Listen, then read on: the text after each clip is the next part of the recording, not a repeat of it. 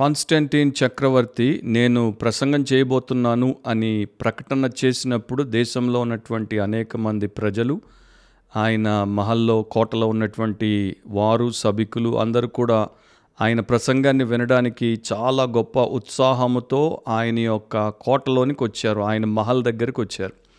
మరి కాన్స్టంటీన్ చక్రవర్తి చాలా గొప్ప ధీమాతో, ధైర్యంతో నిటారుగా నిలబడి తల పైకి అలా పెట్టి 2 చేతులు పైకెత్తి చాలా గొప్ప గట్టి నొక్కి చెప్పేటువంటి రీతిలో ప్రసంగం చేశాడు. మొదట అన్య మత ఆరాధనను ఆయన ఖండించాడు. తర్వాత దేవుడు యేసుక్రీస్తునందు తనకు ఏ ప్రకారము సమకూర్పునిచ్చి విజయం ఇచ్చాడో దాని గురించి చెప్పాడు. దేవుని యందు క్రీస్తు మనకు రక్షకుడిగా ఉండుట చాలా ముఖ్యమనేది చెప్పాడు. ఆ తర్వాత పాపముల విషయంలో ఖండన మొదలుపెట్టాడు. ముఖ్యంగా తన సభికులు ఎవరైతే తన కోర్టియర్స్ ఉన్నారో, ఆయన దగ్గర పనిచేసేటువంటి వారు ఉన్నారో, వారిలో ఉన్నటువంటి దురాశ గురించి, వారిలో ఉన్నటువంటి అత్యాశ గురించి, వారిలో ఉన్నటువంటి దోపిడీతనం గురించి ఖండించి ఆ విషయాల్లో వారు వెనువెంటనే పెనుమార్పు అంటే పూర్తిగా మార్పు పొందాలని ఆదేశించాడు. ఈ ప్రకారం ఆయన చేసినటువంటి ప్రసంగం కొనసాగినప్పుడు జనాలు కేరింతలు, హర్షధ్వనాలు, చప్పట్లతో ఆయన యొక్క ప్రసంగాన్ని చాలా గొప్పగా మెచ్చుకున్నారు. ఆయన సభికులు కూడా, కోర్టియర్స్ కూడా దాని గురించి చాలా ఘనంగా చెప్పుకున్నారు. కానీ తర్వాత ఆ యొక్క ప్రసంగము లేకపోతే అలాంటి ప్రసంగాలు ఆయన కొన్ని చేశాడు, వాటి యొక్క ప్రభావం వారి మీద ఎంత పడింది అనేది చూసినప్పుడు వారు ఆయన్ని మెచ్చుకోవడం అయితే మెచ్చుకున్నారు, కానీ బొత్తిగా మార్చుకోవడం అనేది, వారి జీవితాన్ని, వారి ప్రవర్తనను, వారి గుణాన్ని, వారి యొక్క స్వభావాన్ని మార్చుకోవడం అనేది బొత్తిగా వారు చెయ్యలేదు అని మనకి చరిత్ర చెప్తోంది. సో కాన్స్టంటైన్ చక్రవర్తి యొక్క ప్రసంగం విని మెచ్చుకున్నారే కానీ తమను తాము మార్చుకోలేదు అని చరిత్రలో ఎట్లా రాయబడిందో, అదే ప్రకారము క్రైస్తవ లోకం ప్రపంచవ్యాప్తంగా ఎవరెవరైతే తాము క్రైస్తవులమని చెప్పుకొని చలామణి అవుతారో వారిలో కూడా అత్యధికులు అంటే మెజారిటీ వారు కూడా కాన్స్టంటైన్ కోర్టియర్స్ లాగా, ఆయన సభికుల్లాగానే ప్రభు అయిన యేసుక్రీస్తును మెచ్చుకుంటారు, ఆయన్ని మహిమపరుస్తున్నామని గొప్పగా చాటుకుంటారు. కానీ ఆయన మాటలను విన్న తర్వాత వాటి ప్రకారం, ఆయన ఉపదేశం ప్రకారం జీవితాన్ని మార్చుకుని అట్లా మసులుకొని వారు ఆయన్ని మహిమపరచరు, వారు కూడా ఇతరులకు మాదిరిని విడిచిపెట్టరు, అండ్ వారి మేలును వారు కోల్పోతారు. బిబ్లికలీ స్పీకింగ్, వాక్యానుసారంగా మాట్లాడితే అనే క్రిస్టియన్ పాడ్కాస్ట్కి మన ప్రభు రక్షకుడైన యేసుక్రీస్తు అతి శ్రేష్టమైన నామమున మీలో ప్రతి ఒక్కరికి స్వాగతం అండ్ శుభాలు.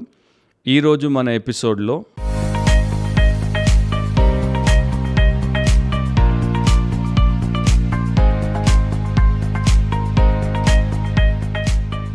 లూకా సువార్త 6వ అధ్యాయం 46వ వచనంలో, లూక్ 6:46లో యేసుప్రభు పలికినటువంటి మాటలు మనకు రాయబడ్డాయి.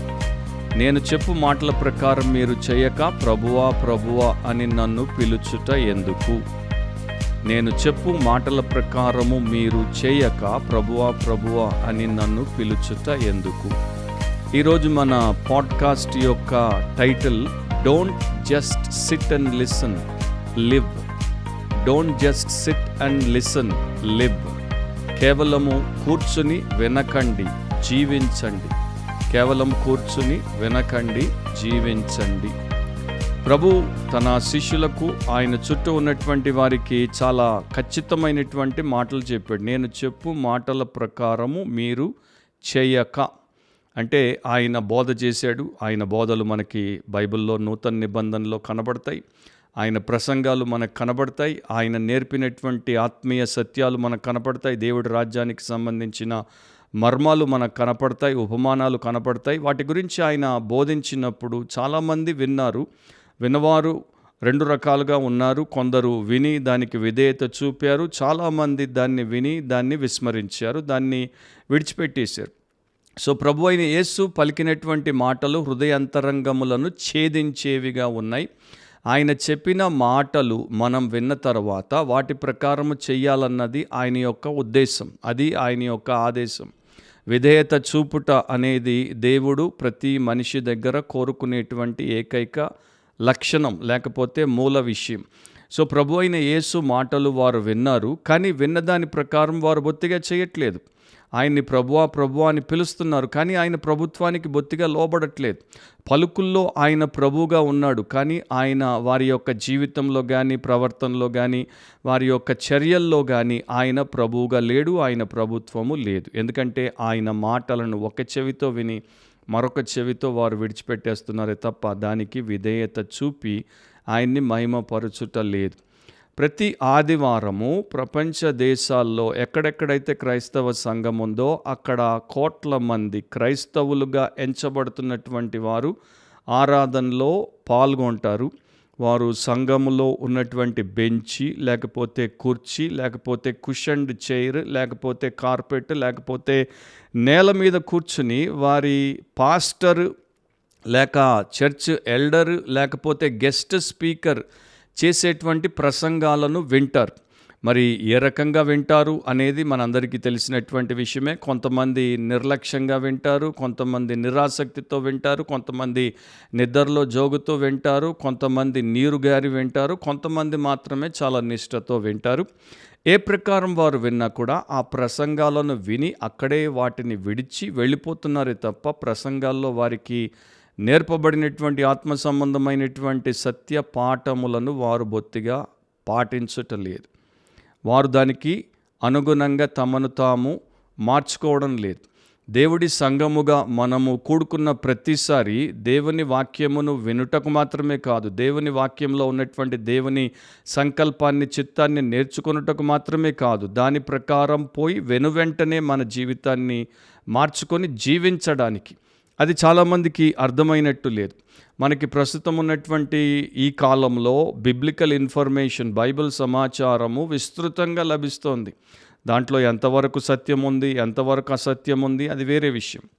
కానీ బిబ్లికల్ ఇన్ఫర్మేషన్ ఒకప్పుడు లేనిది ప్రస్తుతం మనకి ఫింగర్ టిప్స్ దగ్గర విస్తృతంగా ఉంది. కానీ బిబ్లికల్ ట్రాన్స్ఫర్మేషన్ మనలో కనబడట్లేదు.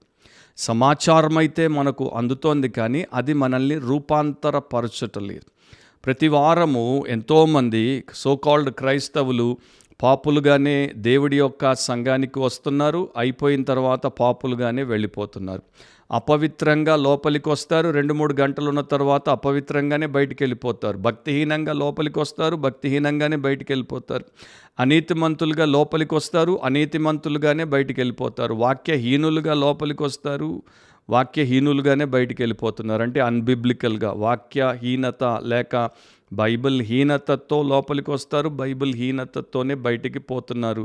వారి జీవితంలో అవిధేయత ఎట్లా వారిని లోపలికి తీసుకుని వచ్చిందో అట్లాగే బయటికి తీసుకెళ్ళిపోతుంది తప్ప వారిలో వినయము కానీ, విశ్వాస సంబంధమైనటువంటి విధేయత కానీ మనకి కనిపించుటలేదు. అండ్ ఇది క్రైస్తవ సంఘానికి, క్రైస్తవ లోకానికి చాలా గొప్ప కీడును, హానిని చేసేటువంటి విషయం.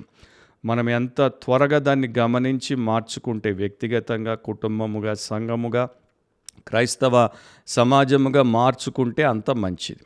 వ్యక్తిలో మార్పు లేదు, క్రీస్తు పట్ల నిష్ఠ లేదు, దేవుని రాజ్యానికి వారి తోడ్పాటు బొత్తిగా లేదు, వెనిగిన హృదయంతో హృదయపూర్వకంగా పాపమును ఒప్పుకొనుట లేదు, పొంగి పొర్లుతున్న ఆత్మలోని మురికిని శుద్ధి చేసుకొనుట లేదు, ప్రభువైన యేసు మరియు ఆయన శిష్యత్వపు పిలుపునకు స్పష్టమైనటువంటి అవగాహనతో లోబడుట లేదు, సువార్త కొరకు ఏ రకమైనటువంటి రిస్క్ లేకపోతే సాహసములు చేయుట అనేది లేదు, సర్వశక్తిమంతుడైనటువంటి ప్రభు అయిన దేవునికి లొంగుట అనేది లేదు, క్రీస్తు పోలికలో ఆధ్యాత్మికంగా పెరుగుట అనేది లేదు, ఇతరులతో వ్యవహరించేటువంటి విషయంలో వేషధారణ లేకుండా నిజాయితీ అనేది కనబడుట లేదు, చర్చిలో ఉన్నటువంటి పరిశుద్ధులను బలపరిచి ప్రోత్సహించుటకు వారికి బొత్తిగా మనస్సు లేదు, దేవుని యొక్క పరిచర్య పట్ల ఒక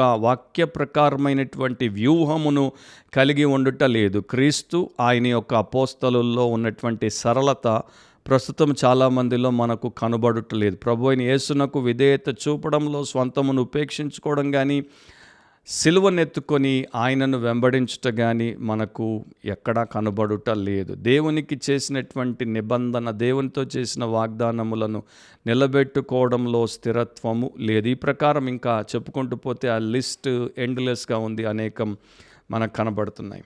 సో ప్రతి సండే వరల్డ్ వైడ్గా millions and millions of so called Christians church వర్షిప్లో పార్టిసిపేట్ చేసినప్పుడు, ఆ ప్యూలో వచ్చి వారు కూర్చున్నప్పుడు ఆచారం ప్రకారం అక్కడ వారు కూర్చుంటున్నారు, లేకపోతే అలవాటు ప్రకారం వారు సంఘానికి హాజరవుతున్నారే తప్ప నిజముగా వారి యొక్క జీవితంలో దేవుని పట్ల విశ్వాసము, విధేయత, వినయము, సమర్పణ భావము కలిగి క్రీస్తు శిష్యులముగా ఆయన బోధ ప్రకారం బ్రతకాలి, చురుకైనటువంటి రూపాంతరము చెందేటువంటి కార్య దక్షత కలిగినటువంటి క్రైస్తవులముగా ఉండాలి అనేది బొత్తిగా కనపడట్లేదు. సో సండే వారు వినేటువంటి మెసేజ్ మండే నుండి మరలా వచ్చే సండే వరకు వారి జీవితాన్ని ఇన్ఫ్లుయెన్స్ చేయట్లేదు, వారిని మార్చుటలేదు. వారి ఆలోచనల్లో మార్పు లేదు, చూపుల్లో మార్పు లేదు, మాటల్లో మార్పు లేదు, కోరికల్లో మార్పు లేదు, ఉద్దేశాల్లో మార్పు లేదు, చేష్టల్లో మార్పు లేదు, జీవన శైలిలో మార్పు లేదు, వారు చేసేటువంటి వ్యవహారాల్లో మార్పు లేదు, వారి యొక్క వ్యాపకాల్లో, వ్యసనాల్లో మార్పు లేదు. వారు కేవలం అలవాటు లేక ఆచారపు క్రైస్తవులుగానే ఉంటున్నారు, కానీ వారు నిజమైనటువంటి దైవ సేవకులు లేకపోతే దైవ ప్రజలు, దేవుని ప్రజలుగా వారు కనబడట్లేదు. చార్ల్స్ ద ఫస్ట్ ఆయన తరచు చెప్పేవాడు, ఆయన యొక్క చాప్లైన్స్ అంటే ఆయన ప్యాలెస్లో ఉన్నటువంటి ప్రీచర్స్ గురించి, ఆయన కోటలోని ప్రసంగికుల గురించి. నేను ఎక్కువ మంది బోధ వినడానికి వెళ్ళినప్పుడు నా చెవులతో వెళ్తాను, కానీ బిషప్ శాండర్సన్ గారి బోధ వినడానికి వెళ్ళినప్పుడు నా మనస్సాక్షితో వెళ్తాను. ఆయన ప్రతి మాట శ్రద్ధతో, ఆసక్తితో వింటాను. ఆ మాటలు నా మనస్సాక్షిని ఎంతగా కదులుస్తాయంటే వెంటనే వాటిని నేను అమలు చేసేస్తాను, నా జీవితంలో మార్పులు చేసుకుంటాను. ఆ ప్రకారము క్రీస్తు యేసు ద్వారా రక్షింపబడినటువంటి ప్రతి క్రైస్తవ విశ్వాసి, భక్తుడు, భక్తురాలు ఉండాలే తప్ప మేము సంఘానికి ప్రతి వారము హాజరవుతున్నాము అనేటువంటి ఆలోచనతో మురిసిపోకూడదు, తమను తాము మభ్యపెట్టుకోకూడదు. Church attendance and obedience to Christ are two different things. సంఘంలో హాజరైంచుకోవడము, క్రీస్తుకు విధేయత చూపడము రెండు వేరు వేరు విషయాలు. ఎంతోమందికి church attendance, weekly once Sunday worship సర్వీస్లో అటెండెన్స్ ఒక ఫ్యాషన్ అయిపోయింది. అంటే ఒక ఫ్యాషన్ లాంటి అలవాటు అయిపోయింది. అది వారికి ప్రదర్శనకు వచ్చి వెళ్తున్నట్టు వారికి ఉంటుందన్నమాట. ఒక స్పోర్ట్ని, క్రికెటో, ఫుట్బాలో లేకపోతే హాకీయో మనం చూడ్డానికి వెళ్ళి ఏమీ చేయకుండా దాంట్లో పార్టిసిపేట్ చేసి పాల్గొని వచ్చేస్తాం చూడండి. మన పార్ట్ ఏముండదు, మన కాంట్రిబ్యూషన్ ఏముండదు. అదే ప్రకారం ఆదివారం కూడా క్రైస్తవ సంఘానికి ఆరాధనకు వచ్చి అక్కడ కూర్చుని ప్రేక్షకుల్లాగా ప్రదర్శనను చూసి వెళ్ళిపోతున్నారు, కానీ దాంట్లో పాలిభాగస్తులు అవ్వట్లేదు.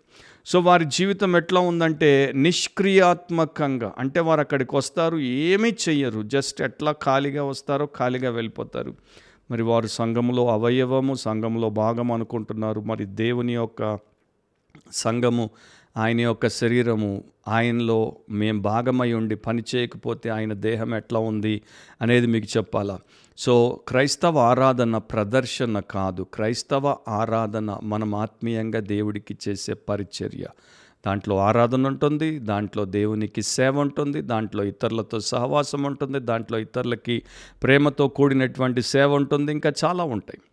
సో ఎంతోమంది ఈ ప్రపంచ దేశాల్లో ఉన్నటువంటి సో కాల్డ్ చర్చ్ అటెండర్స్, అంటే సంఘాలకు హాజరయ్యేటువంటి వారు యేసుక్రీస్తు పట్ల ఏ ప్రకారమైనటువంటి నిష్టను కలిగి లేకుండా, ఆయన్ని ప్రేమించకుండా, ఆయనతో వారు జీవితాన్ని ముడిపెట్టుకోకుండా అట్లా ఒక ఆచారము, అలవాటు ప్రకారం వచ్చిపోతున్నారు. అండ్ ఈ రోజుల్లో ఎన్నో చర్చెస్లో శిష్యరికపు బోధన అనేది బొత్తిగా లేదు, డిసైపుల్షిప్ టీచింగ్ అనేది లేదు. పాపికి సువార్త ఎంత అవసరమో అట్లాగే రక్షింపబడిన పరిశుద్ధుడికి శిష్యరికపు బోధ అంత అవసరం. సర్వలోకానికి వెళ్ళి సర్వ సృష్టికి సువార్త ప్రకటించుట ఎంత అవసరమో దేవుని సంకల్పం అంతటిని సంఘానికి బోధించుట కూడా అంతే అవసరం. అవి లేకపోవడం చేత చర్చ్ వర్షిప్ నిజానికి ఎన్నో చోట్ల ఒక వినోద కార్యక్రమం అయిపోయింది, ఒక ఎంటర్టైన్మెంట్ సర్వీస్ అయిపోయింది. డిస్కో చూడ్డానికి, కాన్సర్ట్కి వెళ్ళినట్టు చర్చ్కి వచ్చిపోతున్నారే తప్ప దేవుని పట్ల నిజమైన భయము, నిజమైన భక్తి, నిజమైన విశ్వాసం, నిజమైన విధేయత, నిజమైన వినయముతో సేవ చేద్దాము, ఆరాధన చేద్దాము, ప్రేమ చూపుదాము, 10 మందికి ఆయన పేరట మేలు చేద్దాము, మాదిరిగా ఉందాము అనేటువంటి ఆలోచన చాలామందిలో, అత్యధికుల్లో బొత్తిగా మనకి కనబడట్లేదు. ఇక ఈ పరిస్థితి రావడానికి ఎన్నో కారణాలు ఉన్నాయి. అవన్నీ మనకి తెలిసినవే. వారమంతా మనము మన పనుల్లో బిజీగా ఉంటాం, మన చదువుల్లో బిజీగా ఉంటాం, మన యొక్క హాబీల్లో బిజీగా ఉంటాం, మన సోషల్ మీడియాలో బిజీగా ఉంటాం. అదే జీవితం అనుకుంటాం. ఆదివారం కేవలం కొంత సమయం ఒక చోటికి వచ్చిపోవడం ఒక అలవాటుగా, ఆచారంగా పెట్టుకున్నాం. దాంతో మనము అన్యాయము చేసుకుంటున్నాం. గుర్తుపెట్టుకోవాలి, యేసుప్రభు సిలువలో మన పాపాన్ని మోసి పవిత్ర రక్తాన్ని చిందించి ప్రాణమర్పించి చనిపోయి సమాధి చేయబడి 3వ దినమున తిరిగి లేచింది. వారానికి ఒక్కసారి మనమందరము సంఘము, క్రైస్తవ సంఘము అనేటువంటి పేరట ప్రదర్శన కొరకు కూడుకుని తర్వాత వెళ్ళిపోయి మన జీవితాలు మన స్వార్థముతో పాపముతో బ్రతకడానికి కాదు. చర్చ్ బిల్డింగ్లో ఉన్నంత మాత్రాన మనము దేవునికి దేవాలయముగా ఏదైతే ఆయన చెప్పాడో ఆ ప్రకారం మారుతున్నామని కాదు. 1 కొరింథీ 8:1 జ్ఞానము ఉప్పొంగ చేయును అని రాయబడింది. Knowledge puffs up. సో మనము రెగ్యులర్గా చర్చ్లో విన్నా, సోషల్ మీడియాలో విన్నా, బయట మీటింగ్స్లో విన్నా, ఎక్కడ ఏ రకంగా మెసేజెస్ విన్నా, క్రిస్టియన్ టీచింగ్ విన్నా, బైబిల్ లిటరేచర్ చదివినా మనకి జ్ఞానం అనేది పెరుగుతోంది. ఇది మంచి జ్ఞానమా, చెడ్డ జ్ఞానమా, పరసంబంధమైన జ్ఞానమా, పైశాచికమైన జ్ఞానమా అనేది వేరే విషయం. ఈ జ్ఞానం పెరుగుతోంది కనుక మనకి ఒక రకమైనటువంటి మిడిసిపాటు, నాకంతా తెలుసు, ఏమి చెయ్యాలో తెలుసు, ఎలా ప్రవర్తించాలో తెలుసు, వాక్యముతో నేను ఎలా డీల్ చేయాలో నాకు తెలుసు, దేవుని యొక్క సత్యాన్ని, దేవుని చిత్తాన్ని, దేవుని యొక్క సంకల్పాన్ని నేను ఎట్లా హ్యాండిల్ చేయాలో నాకు తెలుసు అనుకునేటువంటి గర్విష్ఠులముగా తయారైపోతున్నాము. ఎందుకంటే దేవుని యొక్క బైబిల్ గ్రంథంలో మనం విద్యావంతులం అయిపోతున్నాం, కానీ దాన్ని మనము మన జీవితానికి వినియోగించుటలో విఫలమైపోతున్నాం, అన్వయించుకోవడంలో విఫలమైపోతున్నాం. మనము ఎట్లా అయిపోయామంటే బాగా పాండిత్యాన్ని తలకు పట్టించుకొని మడత కుర్చీలో కూర్చునేటువంటి ముసలోళ్ళలాగా తయారవుతున్నాం. కానీ దేవుని కొరకు, దేవుని చిత్తము కొరకు, దేవుని రాజ్యము కొరకు వాక్య జ్ఞానమును పొందుకొని దాని ప్రకారం ప్రవర్తించి పరిచర్య చేసేటువంటి ఫలభరితులమైన పరిశుద్ధులముగా ఉండుటలేదు. సో ఎంతోమంది ఈ సండే వేషధారణతో కూడినటువంటి ఒక ప్రదర్శనలో పాల్గొనే వ్యక్తులుగానే అయిపోతున్నారు, కానీ వారమంతా వాక్యం ప్రకారం జీవించే విశ్వాసుల్లాగా కనబడట్లేదు. ఎఫెసీ 5:1 కావున మీరు ప్రియులైన పిల్లల వలె దేవుని పోలి నడుచుకొనుడి. దేవుని సంఘానికి మనం వచ్చి దేవుని వాక్యాన్ని వినేది, దేవుని బోధను మనము ఆకలింపు చేసుకునేది. ఎందుకంటే ఇక మరు నిమిషము నుండి అక్కడ ఆశీర్వాదం ఆమెన్ అనకముందు నుండే మనలో మార్పు వచ్చేసి మనము దేవుని పోలి ఈ దేవుడిని ఎరుగని లోకంలో జీవించడానికి, మన కుటుంబంలో, మన సమాజంలో, మన దేశంలో అలాంటి వారిగా మనం జీవించడానికి. సో ఇక్కడ సమస్య ఏంటంటే, మనం నిజముగా దేవునికి ప్రియమైన పిల్లలమైతే, క్రీస్తునందు విశ్వాసం ఉంచి దేవుని పిల్లలగుటకు అధికారం పొందిన వారమైతే, నిజమైన మారు మనసు అనుభవంతో విశ్వాస సంబంధమైన రక్షణలోనికి వచ్చిన వారమైతే మనము ఈ రకంగా ఉంటాం, దేవుని పోలి నడుచుకుంటాం, దేవుని పోలి జీవిస్తాం. విన్న వాక్యానికి మనం వెంటనే విధేయత చూపుతాం. వాక్య ప్రకారం మన ప్రవర్తన, మన ఆలోచన, మన కార్యాచరణ సమస్తం ఉంటాయి. కానీ మనం అట్లా లేము అంటే మొదటి ప్రశ్న, దేవుని పిల్లలము కాకుండా పిల్లలము అనుకోవడం, అది మనం చేసుకునే మోసం. యాకోబు 1:22 మీరు వినువారు మాత్రమై ఉండి మిమ్మును మీరు మోసపుచ్చుకొనకుండా వాక్య ప్రకారం ప్రవర్తించువారునై ఉండుడి అని రాయబడింది. సో వాక్యమును వినుట ధన్యత, విన్న వాక్యం ప్రకారము ప్రవర్తించుట నిజమైన ధన్యత. ఎవరైతే వాక్యమును విని దాని ప్రకారం ప్రవర్తించరో వారు తమను తాము మోసపుచ్చుకొనుచున్నారు. యేసు ప్రభు సహోదరుడు యాకోబు, ఆయన ఒక ప్రాక్టికల్ అపాసల్, లేకపోతే ప్రాక్టికల్ క్రిస్టియానిటీ యొక్క అపోస్తలు, ఆచరణయుక్తమైన క్రైస్తవ్యానికి అపోస్తలుడు. మన జీవితంలో ఏ ప్రకారం వాక్యమును మనము వినియోగించుకోవాలో, వాక్య ప్రకారం మనం ప్రతి విషయంలో ఎలా ప్రవర్తించాలో మనకు ఆయన ద్వారా దేవుడు నేర్పాడు. సో యాకోబు పత్రిక మీరు 5 అధ్యాయాలు చదివితే, మీరు భక్తి గురించి మాట్లాడేవారిగా ఉండకండి, భక్తిని జీవించేవారిగా, భక్తిని ప్రవర్తించేవారిగా, చూపించేవారిగా ఉండండి. అప్పుడు మీ భక్తి వ్యర్థమైన భక్తిగా ఉండదని ఆయన మనకి నేర్పిస్తున్నాడు. సో క్రైస్తవ భక్తి ఏంటి? మన జీవితం అంతటిని పైనుండి కింది దాకా, నడినెత్తి నుండి అరికాలి వరకు మన ఆత్మ, మన హృదయము, మన యొక్క మనస్సు, మన దేహము, మన సమస్తమును నియంత్రించేటువంటిదిగా, రూపాంతరపరిచేటువంటిదిగా, దేవుని చిత్త ప్రకారం నడిపించేదిగా మారేదే క్రైస్తవ భక్తి. యూదులకి ఒక సాంప్రదాయం ఉంది.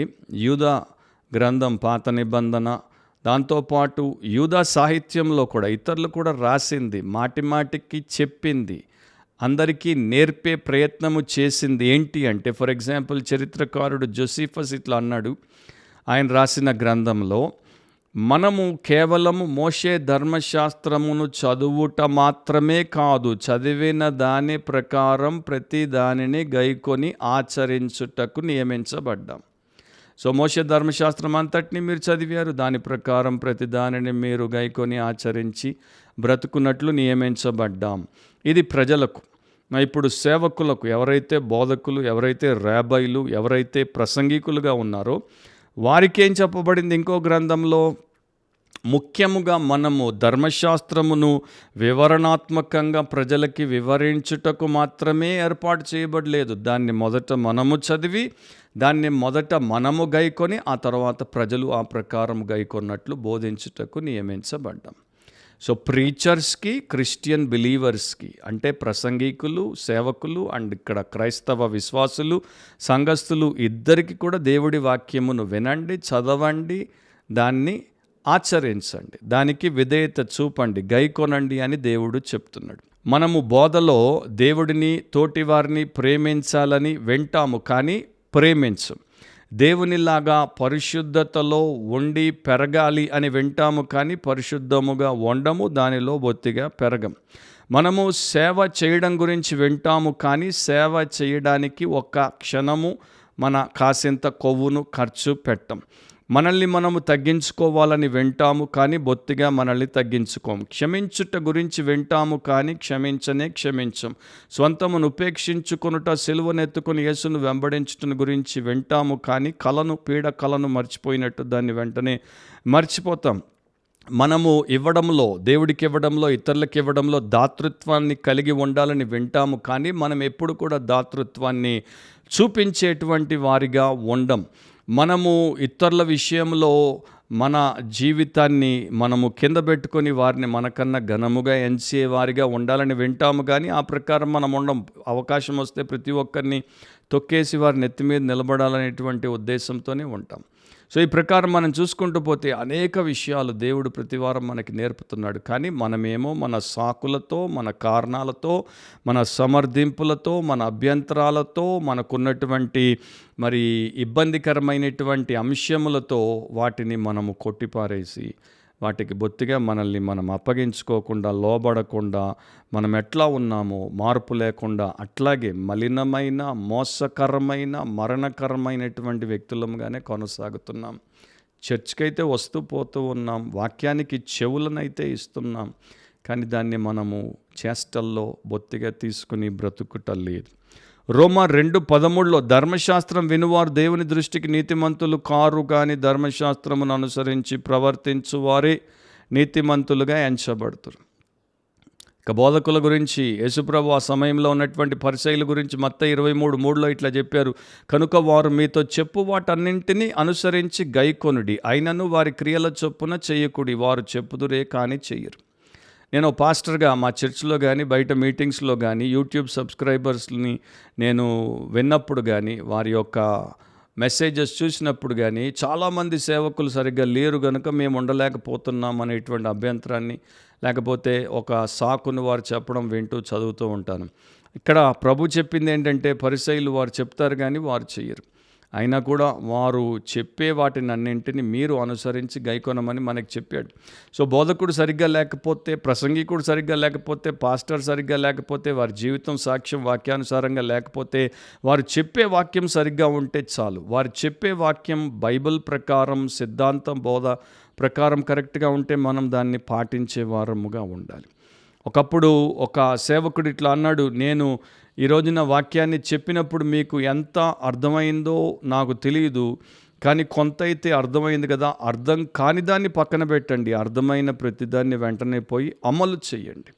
సో దేవుడి వాక్యంలో ఒక ప్రసంగం గంట సేపు బోధకుడు చెప్తే దాంట్లో ప్రతి సత్యము, ప్రతి పాఠము మనకి అర్థం కాకపోయినా 10 చెప్పినప్పుడు దాంట్లో 3 అర్థమయ్యాయి అనుకోండి, 3 మనము గ్రహించగలిగామనుకోండి, వెంటనే ఆ 1, 2, 3 ఆ 3ంటిని మనం అమలు చేయడం మొదలు పెడితే నెలలో 4 వారాలు, సంవత్సరానికి 52 వారాలు, అండ్ ఎంత గొప్ప మార్పుతో మన జీవితం ఎంత మెరుగుపరచబడుతుంది, మనకెంత నూతన ఆనందం, నూతన సమాధానం, నూతన శక్తి, నూతన అభిషేకం అండ్ నూతన పరిచర్య అవకాశం, అనేకులకు దీవెనకరంగా మారేటువంటి ధన్యత ఎన్ని లభిస్తాయో చూడండి. సో క్రిస్టియన్ ఒబీడియన్స్ అనేది, క్రైస్తవ విధేయత అనేది వాక్యమును విని దాన్ని గైకొని వాక్య ప్రకారం ప్రవర్తించినప్పుడు మనలో ఉంటుంది. అండ్ దాన్ని మనం పెంచుకుంటూ పోతే అదొక ప్రక్రియ కనుక ఆత్మీయంగా మనము ఎదుగుతాము, ఫలిస్తాము, దేవుణ్ణి మహిమపరుస్తాము, అనేకులకు దీవెనకరంగా ఉంటాం. ఒక వ్యాపారి ఒక ఓడను కొన్నాడు. ఓడ నిండా సరుకు నింపుకొని పనివారిని పంపాడు. ఎందుకు? సముద్రం మీద షికారుకెళ్ళి రండి అని కాదు, వెళ్ళి ఆ దేశంలో వ్యాపారము చేసి అక్కడ విస్తృతంగా ఈ సరుకు అమ్మి లాభాన్ని గడించి వెనక్కి తీసుకురమ్మని. ఒక రైతు పొద్దంతా చెమట కక్కుతూ తన భూమిని విత్తనము చల్లి సాగు చేసుకుంటున్నాడు. ఎందుకు? ఒక మంచి ఫోటో తీసుకుందాం ఇది పండినప్పుడు అన్న ఉద్దేశంతో కాదు. మంచి పంట చేతికి వస్తే దాన్ని ఎంత అవసరం అంత ఇంట్లో పెట్టుకొని మిగతాది బజార్లో అమ్ముకొని లాభాన్ని గడించి సంవత్సరం అంతా నేను నా కుటుంబం క్షేమంగా బ్రతుకుదామని. మనం సంఘానికి ఎంత కష్టపడి వస్తున్నామో మీకు మీ దేవుడికే తెలుసు. వచ్చిన తర్వాత వాక్యమును దేవుడు మనకు వినిపించిన తర్వాత విన్న వాక్యం ప్రకారం మేము విధేయత చూపి మేము విశ్వాసంలో పెరుగుతాం, విధేయతలో పెరుగుతాం, వినయంలో పెరుగుతాం, మేము విరవబడతాం, మేము యేసును వెంబడిస్తాం, మేము యేసు కొరకు విజయాలు సాధిస్తాం. మా ద్వారా దేవుడు అనేకులను విమోచించున్నట్లు, దేవుని రాజ్యం వ్యాప్తి చెందినట్లు, ఆయనకే సమస్త ఘనత, మహిమ, ప్రభావములు ఆరోపించబడినట్లు వాడబడతాం అనేటువంటి ఆలోచనతోనే రావాలి. కానీ మేము వెళ్తాం, మేము వింటాం, మేము వచ్చేస్తాం, మేము దాన్ని వదిలేస్తాం అనేటువంటి దుర్మార్గకరమైన ఆలోచనతో మనం ఉండకూడదు. కానీ విషాదం ఏంటంటే అట్లాగే చాలామంది బ్రతుకుతున్నారు. పౌలు కొరింథీకి రాసినప్పుడు 2 కొరింథీ 13:5లో మీరు విశ్వాసము గలవారై ఉన్నారో లేదో మిమ్మును మీరే శోధించుకొని చూచుకొనుడి, మిమ్మును మీరే పరీక్షించుకొనుడి, మీరు భ్రష్టులు కాని ఎడల యేసుక్రీస్తు మీలో నున్నాడని మిమ్మును గూర్చి మీరే ఎరుగరా. సో యేసుక్రీస్తు మీలో ఉంటే క్రీస్తు ప్రవర్తన తప్పకుండా మీలో ఉంటుంది. ఎందుకంటే క్రీస్తు ప్రభావం మామూలు విషయం కాదు. ఆయన ప్రభావం కింద ఉండి నేను మారుటలేదు అని చెప్పలేం.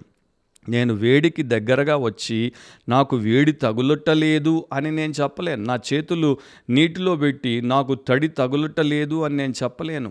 అదే ప్రకారం యేసుక్రీస్తు నాలో ఉంటే నేను మారలేకపోతున్నానని చెప్పలేను. సమస్య ఏంటంటే యేసుక్రీస్తు మీలో లేడు గనుక, మీలో చాలామంది మోసపోయారు గనుక, విశ్వాసము గలవారై ఉన్నారో లేదో మిమ్మల్ని మీరు శోధించుకొని ఎప్పుడు చూసుకోలేదు గనుక, మిమ్మల్ని మీరు పరీక్షించుకోలేదు గనుక, మీరు భ్రష్టత్వంలో ఉండి మేము భక్తిపరులం అనుకుంటే ఎవరికి మోసం.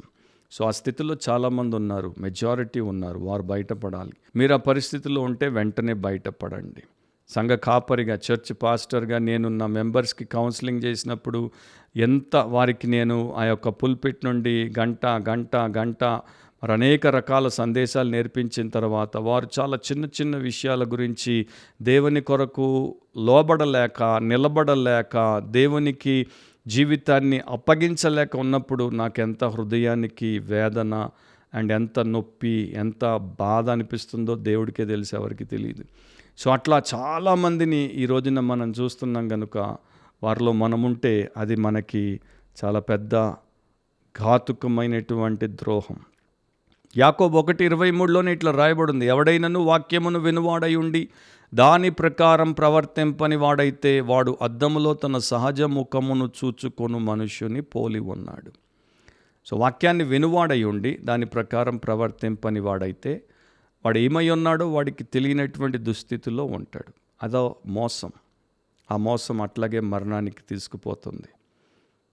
ఒక భార్యాభర్తలు, పెళ్ళయింది, 10 ఏళ్ళు అయ్యాయి, 2 పిల్లలు. ఆయన త్రాగుడు అలవాటు చేసుకున్నాడు, బాగా త్రాగుతాడు. ఒకరోజు ఇట్లాగే అర్ధరాత్రి వరకు స్నేహితులతో జల్సా చేసుకుని తెగ తాగేసి తూలుకుంటూ ఇంటికి వచ్చాడు. అందరు నిద్రలో ఉన్నారు. భార్య తలుపు తీసింది, నేరుగా వెళ్ళిపోయాడు. పడుకుంటాడు అనుకుంటే పోయి పడుకుంది. ఎందుకంటే అంతా అక్కడే తిని తందనాలాడి వచ్చేస్తాడు కనుక చేసేదేమీ లేదు. పోయి వంటింట్లో పడిపోయాడు. ఉదయం అయ్యేసరికి వంటింట్లోనే పడున్నాడు నేల మీద. తాగి మొత్తం వస్త్రాలు చినిగి, జుట్టు చెదిరి, ముఖమంతా వికారంగా మారి పడుంటే ఆమె ఏం చేసిందంటే ఒక ఫోటోగ్రాఫర్ని పిలిపించి ఆయన ఫోటోలు తీపిచ్చింది. ఆయన ఆఫీస్కి వెళ్ళిపోయిన తర్వాత వారి పెళ్లి ఫోటో ఉంది. దాంట్లో చాలా అందంగా సూటు బూటు టై వేసి చాలా స్మార్ట్గా ఉన్నాడు ఆయన. పెళ్లి ఫోటో అది, పెళ్లి రోజున. సో వారిద్దరూ ఇట్లా పెళ్లి ఫోటోలో ఉన్నప్పుడు ఈ యొక్క తాగుబోతు ఫోటో ఏదైతే మురికి అండ్ మలినమైన మనిషిగా వంటింట్లో నేల మీద పడున్నాడో దాని పక్కనే అంతే సైజులో చేయించి పెట్టింది. సాయంత్రానికి ఇంటికొచ్చి ఆ ఫోటో చూసినప్పుడు ఒక్కసారి షాక్ తిన్నాడు. ఇదేంటి అని. 10 ఏళ్ల క్రితం ఎట్లా ఉన్నాను, 10 ఏళ్ల తర్వాత ఎట్లా అయిపోయాను, ఆమెమో అట్లాగే ఉంది, నేనేంటి ఇంత దిగజారిపోయాను. ఇక ఇప్పుడు నేను నా కుటుంబానికి ఏమి నాయకత్వాన్ని ఇస్తాను, నా భార్యకు ఏమి మాదిరిగా ఉంటాను, నా పిల్లలకి నన్ను తండ్రి అని గౌరవించే స్థితిలో నేను లేను, భార్య భర్త అని గౌరవించే స్థితిలో నేను లేను, మనిషిగా ఇతరుల ముందు గౌరవించబడే స్థితిలో నేను లేను, క్రైస్తవుడిగా అసలు ఆ మొదటి అక్షరం అనిపించుకోవడానికి కూడా నాకు ఆ యోగ్యత లేదు అని బాగా పశ్చాత్తాపడి పాపం ఒప్పుకొని విడిచిపెట్టి రక్షించబడి జీవితాన్ని మార్చుకొని శుద్ధి చేయబడి కల్లో కూడా అలాంటి పరిస్థితి తెచ్చుకోకుండా బ్రతికాడంట. అది ఎంత పాపి అయినా అలా మార్పు చెందితే, వాక్యం ప్రకారం ప్రవర్తించటం మొదలు పెడితే వారి జీవితాన్ని దేవుడు ఎంతగా దీవించగలడో ఎవరు ఊహించగలరు, ఎవరు చెప్పగలరు. సో మీ పరిస్థితి అట్లా ఉంటే మీరు వెంటనే మారుమనసు పొందండి, పాపములు ఒప్పుకోండి, కప్పుకోవద్దు, ఒప్పుకోండి, వాటిని కక్కేయండి. పాపపు ఒప్పుకోలు వామిట్ ఆఫ్ ద సోల్ అంటారు భక్తులు. అంటే మన ఆత్మ చేసే వాంతి. దాన్ని చేసేసి మీరు శుద్ధులైపోండి. మీరు దేవుని పరిశుద్ధులుగా ప్రశాంతంగా ప్రభావంతో బ్రతకండి. అలాంటి కృప దేవుడు మీకు, మీ కుటుంబానికి, మీ సంఘానికి అనుగ్రహించునుగాక. మరొకసారి బిబ్లికలీ స్పీకింగ్, వాక్యానుసారంగా మాట్లాడితే అనే క్రిస్టియన్ పాడ్కాస్ట్లో దేవుడు మనల్ని కలిపేంత వరకు మర్చిపోకండి. వాక్యానుసారంగా ఆలోచించండి, వాక్యానుసారంగా కోరుకోండి, వాక్యానుసారంగా మాట్లాడండి, వాక్యానుసారంగా ప్రవర్తించండి. ముఖ్యమది వాక్యానుసారంగా జీవించండి, ధన్యులవ్వండి, ఇతరులకు దీవెనగా ఉండండి. God bless you all. See you soon. Amen.